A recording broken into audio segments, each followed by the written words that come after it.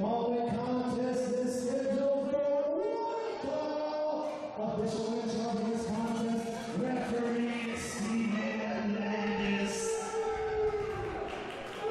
We are ready to kick it off here at Best of the West, and by the way, I appreciate you giving me the flexibility to expand my horizons here at Best of the West, home of some of the best talent on the West Coast, really anywhere else. And I was like, you know what?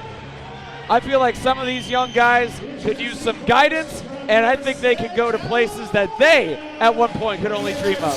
And here comes one of them in Marcus Eriks.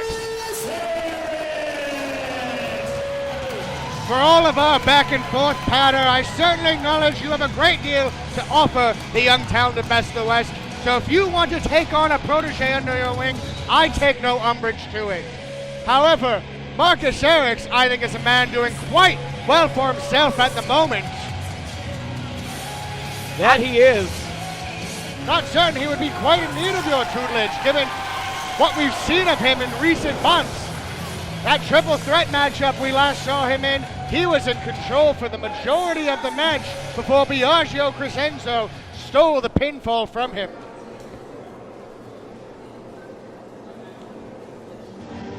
Marcus Eriks still carving out. And his opponent, the second from Blue Haven, this is the New Age Daredevil, versus Damian.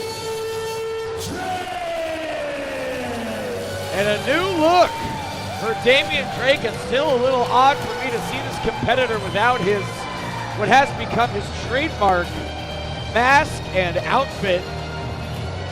A bit of an update for Damian Drake. And here's another competitor that just sitting ringside for all these matches, seeing so much young talent really grow into their own. Here is another that just has an unlimited amount of potential. Absolutely. Damian Drake, we're used to seeing in tag competition as part of the Midnight Marvels. But Damian Drake has asked me for solo competition. He wants to try a run at singles gold. Well, something of a similar story with these two. Both kind of made their name here at Best of the West as tag team specialists. Marcus Eriks alongside the Metalhead Maniac Sledge. They, of course, enjoyed a reign as Best of the West tag team champions. While the Marvels never held that accolade, they did come quite close on a number of occasions. Yes, they have.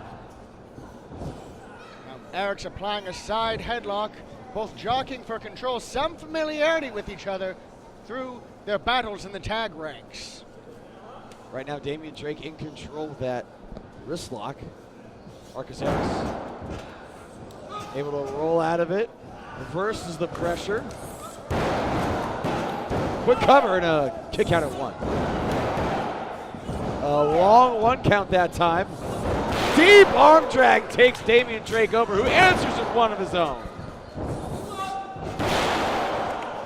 Quite evenly. Japanese arm drag and a nip up. Ducks the clothesline. Single leg drop kick takes down Eriks, who has to take a powder and regroup here. Cannot blame Eriks for that. This match has been moving very briskly. As said earlier, these two have some familiarity with each other. Thinking about a high-risk maneuver and got caught. That enables Eriks to catch Damian Drake on that dive he was seemingly going for. Wow, and a powerhouse of a single leg drop kick into the cover and a kick out at two.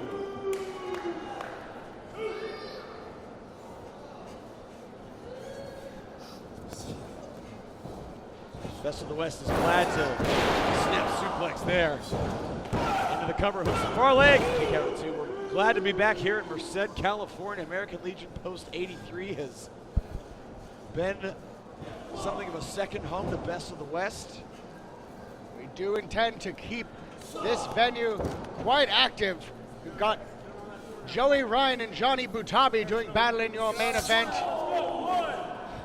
We've got Marcus Eriks now clubbing the chest of Damian Drake. See the pain on his face as he gets sent into the turnbuckle. Flying back elbow right on the collarbone. What a super kick, and Marcus Eriks almost got decapitated in the center of the ring. There's a cover, 2 and a kick out of 2. Good improvisation by Drake. That super kick usually enough to knock a man down. Marcus Eriks proving himself sturdier than most, but a good solid clothesline able to take the larger opponent to the mat. I'm not sure that was the case. I think Marcus Eriks may have just been knocked out on his feet. And Damian Drake seizing the opportunity to follow up that kick with a clothesline, but still not enough to put down Marcus Eriks. It's a knee right to the sternum. See Eriks clutching at his sternum and his shoulders.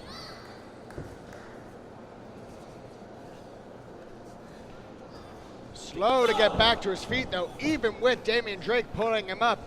Those shots are rocking him all the way back to the ropes. Marcus Eriks has suffered some damage this matchup. Hurricanrana attempt blocked by Marcus Eriks. Damian Drake now hammering away. Lost the sunset flip, found it again. There's 2 and a kick out of 2. Damian Drake recovering nicely from that bad landing.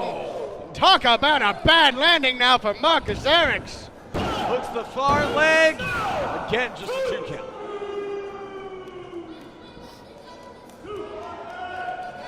Damian Drake now seemingly trying to figure out a next step for what action to take against Marcus Eriks. He's giving him some heavy shots, but Eriks keeps fighting back.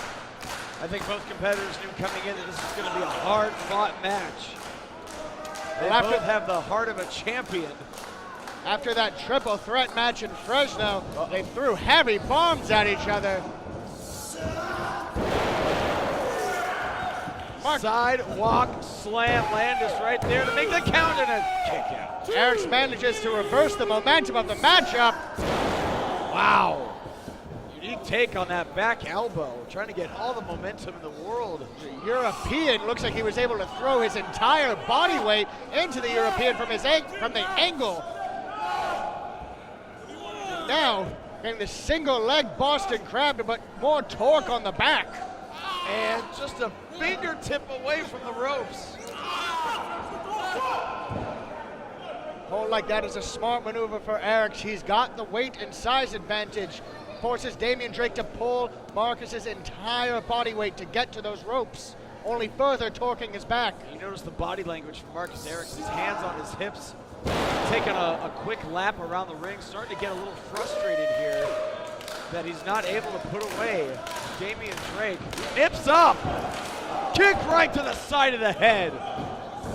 And a hurricane run off the top in one fell swoop. Oh no, Marcus Eriks is coming our way. Suicide dive to the outside right in front of us, and both competitors are down.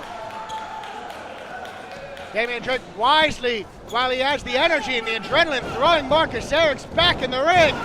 Hooks the far leg, and this match continues. Anytime you do a dive like that, you take a lot out of your body depending on how you land on the canvas. Damian Drake wisely, while he had the extra burst of adrenaline, getting Marcus Eriks back in, but at any moment, that fatigue could set back into his body.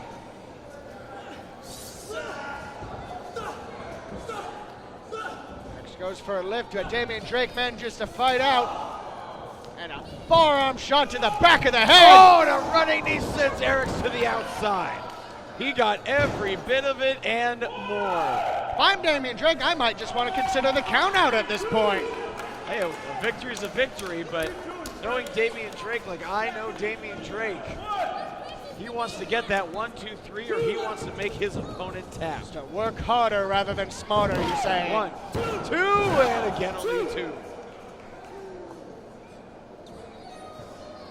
Marcus Eriks has suffered a brunt of punishment in this matchup. Damian Drake looks to have recovered from Eriks' earlier flurry, and now what will it take for Eriks to reverse the momentum? Or what will it take for Drake to finally put Eriks away? We are starting off hot here at Best of the West. Fireman's carry from Eriks. He'll be looking for that TKO, he got it! A cover and a kick out again. Damian Drake managed to reverse the grip and make it so his body weight landed down on Eriks' head. I didn't even catch that at the time. I thought I thought Eriks got the maneuver, but I think you're right. Damian Drake. It was subtle. It was subtle. I barely noticed it myself. But he switched the grip and turned it into something more like a Shiranui landing that drops Eriks on his head. A what landing? Shiranui. I'm gonna have to Google that. I don't know what that is. Off the ropes. Oh, and a super kick. Turnabout's fair play. Eriks now. Double underhook face buster. This one's over.